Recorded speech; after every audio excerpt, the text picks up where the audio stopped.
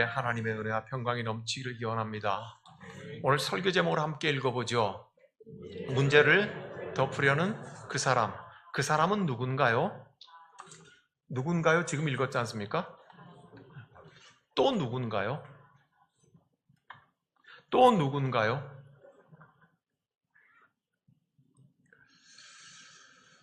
모든 사람이 문제를 일으키지 않는 사람은 없습니다. 모든 사람이 그 문제를 해결하고 싶어 하고요. 그런데 그 문제를 해결하는 과정 속에서 어떻게 반응을 보이는가 하는 문제는 매우 중요하지 않을 수가 없습니다. 문제를 덮으려는 그 사람은 다윗만이 아닙니다. 문제를 덮으려고 하는 그 사람은 높은 사람일 수도 있고 권력 있는 사람, 돈 많은 사람일 수도 있고 많이 배운 사람일 수도 있습니다. 문제를 덮고자 하는 그 사람은 바로 저와 여러분들이기도 합니다. 오늘 이 문제를 덮으려고 하는 다윗 속에서 내가 발견되면 은혜입니다. 우리 모두가 다 아는 다윗이 밧세바를 남편인 우리아가 전쟁에 가 있을 때 뺏어서 자기 여자로 삼았고 아이를 가지게 되었다. 문제를 일으킨 것이 틀림없습니다. 정말 중요한 것은 다윗이 놀라운 하나님의 은혜에 둘러싸여 있을 때에 문제가 생겼다는 것입니다. 전쟁이 났는데 왕이 출전하지 않아도 능히 이길만 했기 때문에 부지런했던 다윗은 출전하지 않았다고 1절에서 기록하고 있습니다. 하나님의 은혜입니다. 하나님의 형통하게 함과 이기게 함과 강하게 함이 다윗을 둘러싸고 있었던 시절이었습니다. 그런데 다윗은 문제를 일으킵니다. 그 속에서 내가 보여야 합니다. 저와 여러분들이 하나님의 은혜 가운데 둘러싸여 있을 때라고 문제가 발생하지 않는다는 것, 문제에서 면제된다는 뜻은 결코 아니올시다. 우리의 죄의 쓴뿌리는 언제나 우리를 쑤셔대고 찔러대고 충동질하고 뒤집어 엎으려고 합니다. 다시 한번 기억해야 할 것은 다윗이 분명히 문제를 일으켰는데 놀라운 것은 그가 하나님의 은혜 중에 있었을 때였다는 것입니다. 이제 그 문제를 다루어야 할 것입니다. 안 다룰 수가 없을 것입니다. 생명이 뱃속에서 자라고 있었는데 어떻게 문제를 피해갈 수가 있겠습니까? 그 사람이 문제를 어떻게 다루는가, 그 과정 속에서 그 사람의 진실은 무엇인가? 오늘 이 다윗의 과정 속에서 나는 어떻게 발견되는가? 오늘 굉장히 단순하게 말씀을 전하려고 하고요. 굉장히 많은 부분을 여러분들에게 떠넘기려고 합니다. 오늘 성경에 있는 표현을 따라가 보려고 합니다. 우선 첫 번째 등장하는 다윗, 오늘 우리의 본문에서 등장하는 다윗은 당당한 다윗입니다. 왕이었죠. 처음 등장할 때는 죄 지은 것도 없었습니다. 꿀릴 게 하나도 없는 사람이었습니다. 당당한 다윗입니다. 그래서 그는 그 힘을 사용합니다. 그 힘을 사용하는 단어가 아주 독특하게 눈에 계속 반복해서 들어오는 게 있습니다. 보내다입니다. 누군가를 움직일 수 있는 것은 힘이겠죠. 다윗은 계속해서 사람을 보내는 힘을 행사합니다. 그리고 그 속에서 힘의 잘못된 사용이 분명히 보입니다. 1절을 다 같이 함께 읽겠습니다.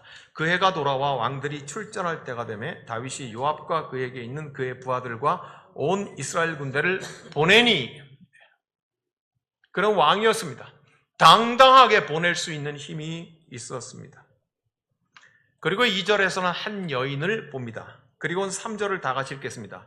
다윗이 사람을 보내 그 여인을 알아보게 하였더니, 다윗은 사람을 보냅니다. 은밀하게 보냈을 것입니다. 발 빠르고 눈 빠른 첩자 노릇을 잘하는 주변에 사람을 보내었을 것입니다.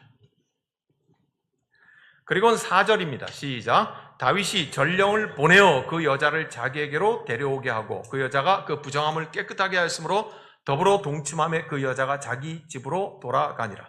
조금 전에 다윗이 사람을 보낸 것은 그 여자가 누구인지를 알아보라고 보냈고, 지금 이제 보내는 것은 그 여자를 데려오라고 보냅니다. 그리고 나선 6절입니다. 6절 같이 읽겠습니다. 다윗이 요압에게 기별하여 햇사람 우리아를 내게 보내라 하매 요압이 우리아를 다윗에게로 보내니라. 무슨 말입니까? 요압은 장군입니다. 그 장군 밑에 싸우는 군인이 우리아입니다. 우리아를 전쟁에서 나에게 보내라고 명합니다. 다윗은 당당합니다. 아직 끝나지 않았습니다. 12절을 다 같이 읽겠습니다. 다윗이 우리아에게 이르되 오늘도 여기 있으라. 내일은 내가 너를 보내리라. 우리아가 그날에 예루살렘에 머무니라.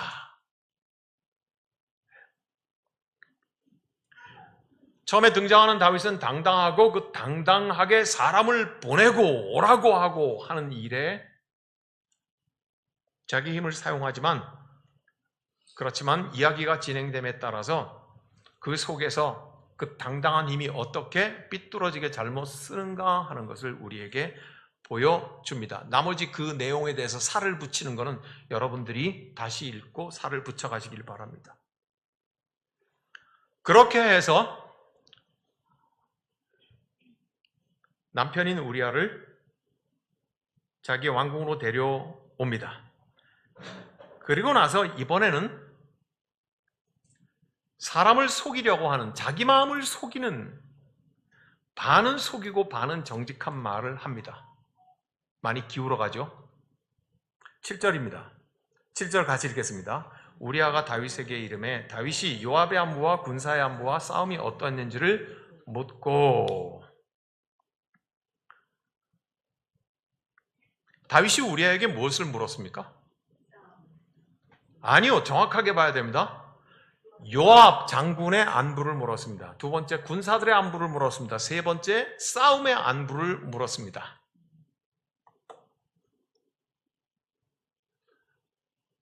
이 세 개의 안부를 물었다는 것과 똑같은 단어로 히브리어 성경에는 나와 있습니다. 요압의 샬롬을 물었다. 군사들의 샬롬을 물었고 전쟁의 샬롬을 물었습니다. 히브리어 원문에는 똑같이 그렇게 나와 있습니다. 요압이 샬롬 하느냐, 너와 같이 싸웠던 군사들이 샬롬 하느냐, 아니면은 전쟁도 샬롬 하느냐, 그렇게 물었습니다. 다윗의 진심이 반 정도는 느껴집니다. 그러나 해필이면 우리아를 앞에 두고서 이렇게 묻는 것은 반 정도는 자기를 속이고 있는 마음이 틀림없는 것 같습니다. 이때까지만 해도 반 정도는 진실한 마음이었습니다. 우리아를 불렀던 이유는 무엇입니까?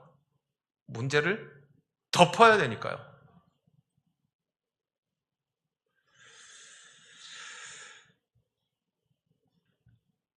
그리고 이야기는 우리를 조금 더 깊이 들어가면 이렇습니다. 이번에는 반 진실하고 반 자신의 마음을 속이는 것이 아니라 다윗은 자기 자신의 마음을 완전히 속이는 말을 무려 5번을 합니다. 8절을 같이 읽겠습니다.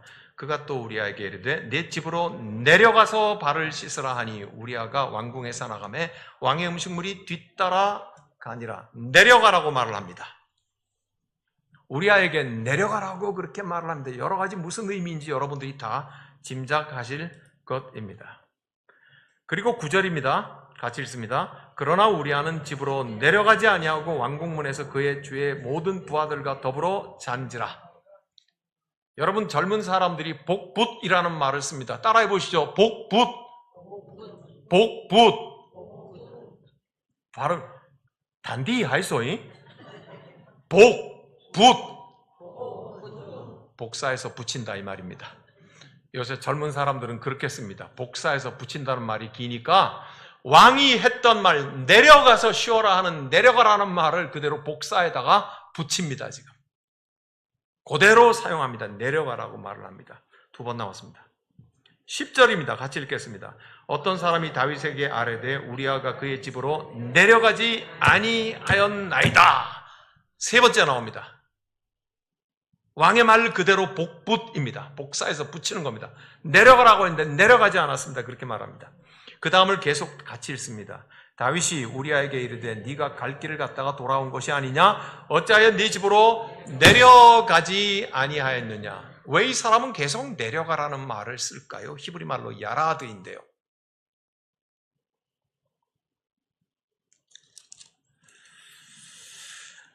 10절에서만 2번 씁니다.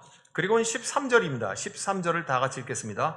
다윗이 그를 불러서 그로 그 앞에서 먹고 마시고 취하게 하니 저녁 때 그가 나가서 그의 주의 부하들과 더불어 침상에 눕고 그의 집으로 내려가지 아니했다고 야라됐단 말. 내려가지 않았다고 말합니다. 다윗 왕이 한 말입니다. 내려가라, 내려가라, 내려가라, 내려가라, 내려가라. 네 집으로 내려가라. 음식도 술도 따라 보낼 테니까 내려가라, 내려가라. 그런데 막상 우리아가 다윗에게 한 말은 이렇습니다. 11절을 다 같이 읽겠습니다. 우리아가 다윗에게 이르되 언약궤와 이스라엘과 유다가 야영 중에 있고 내 주 요압과 내 왕의 부하들이 바깥 들에 진치고 있거늘 내가 어찌 내 집으로 가서 이렇게 말합니다. 내려가서가 아니라 가서 이렇게 말합니다. 다윗 왕은 야라드 내려가라고 하는데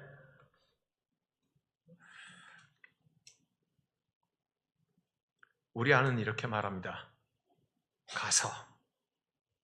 히브리 말로 완전히 다릅니다. 할라크라는 단어입니다. 즉 왕이여 당신은 나에게 야라드 내려가라고 말하지만 나는 할라크 가지 못하겠습니다. 내 친구들이 전쟁에서 싸우고 있다는 걸 아는데 내가 어떻게 먹고 마시고 내 처와 같이 자리일까? 다윗의 의도와 핵심을 정확하게 알지 못한 채 말합니다.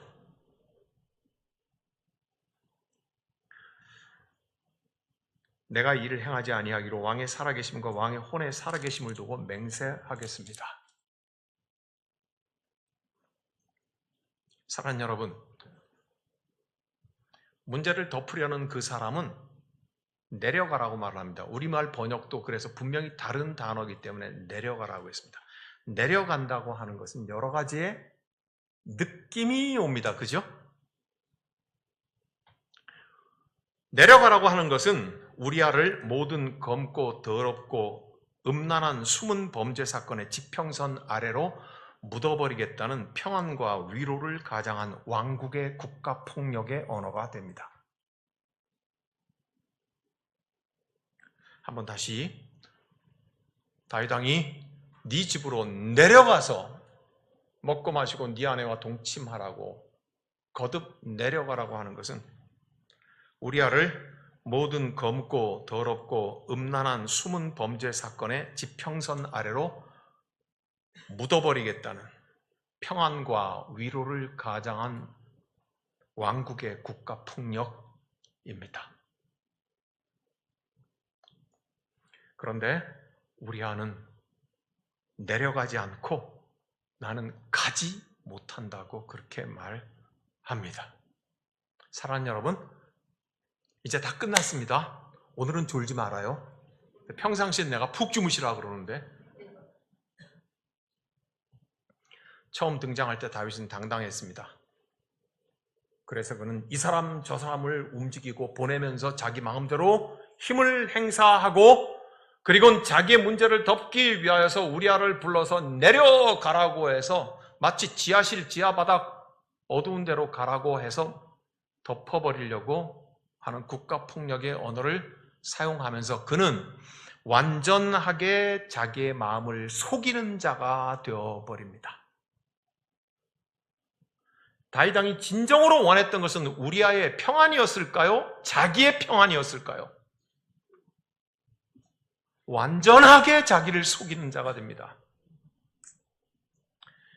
그런데 이 충성을 다하는 우리아는 당당하게 말합니다. 저는 가지 못합니다. 뭔가 주도권이 바뀌어버렸다는 생각을 못하십니까? 처음엔 다윗이 당당하게 등장해서 이 사람 저 사람을 부리지만 그 사람 하나 우리아는 어쩌지 못한 채로 서서 왕 앞에 뭐라고 합니까? 나는 가지 않겠습니다 함으로써 하나님 앞에서 부끄러움이 없는 주도권 말입니다. 그것은 아무것도 모른 우리아에게로 주도권이 넘어가고 있습니다.